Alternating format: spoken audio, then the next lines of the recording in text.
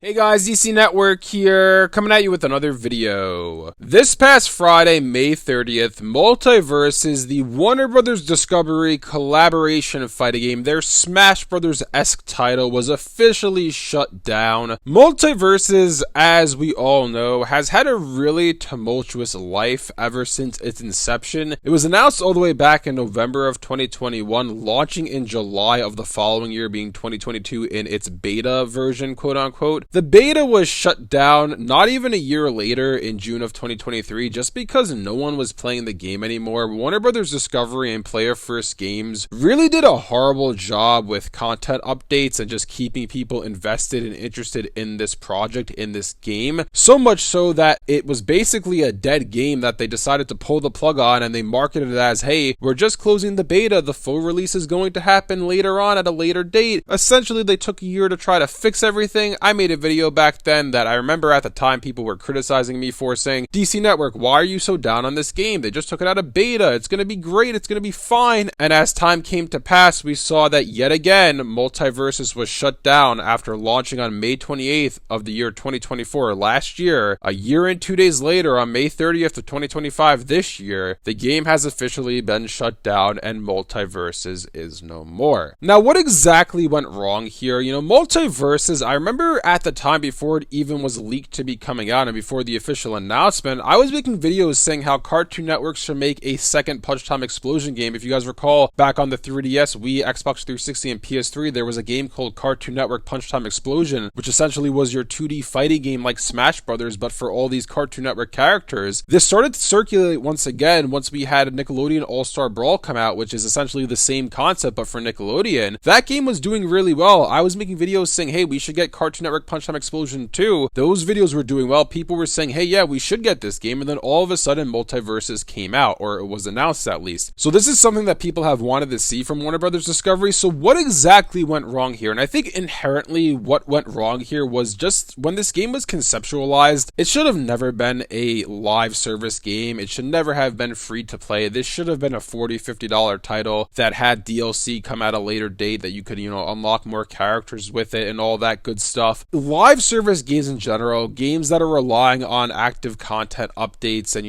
people to keep logging in daily to them, 9 times out of 10, they really don't work. I mean, people are trying to capitalize on live service games because, oh, it's the Fortnite model. Look how popular Fortnite has been. And yeah, that's because Fortnite and Epic Games have done a really good job keeping the community and keeping people invested within the world of Fortnite. And it seems like every single game developer who has attempted to do something similar, whether it be Halo Infinite over at Microsoft and 343 Industries, or Multiversus with Player First Games, a lot of companies try to do this live service model and they just really don't know what they're doing, and they don't know how to put enough content in the game and enough unique things in it to get people to keep coming back. A game like Multiversus, a 2D fighting game, inherently speaking, is not a good game to try the live service model with just because it's a 2D fighting game. You're not going to be able to add a new character every single week to it to get people to keep coming back, whereas a game like Fortnite can, change out the weapon pool every week, add a new weapon or two in, and people will keep coming in to check out the new weapons that are in the game. Now, the other thing that I want to discuss in this video is where does Warner Brothers Discovery go from here, right? Because a lot of people wanted to see a game like this. Like I said before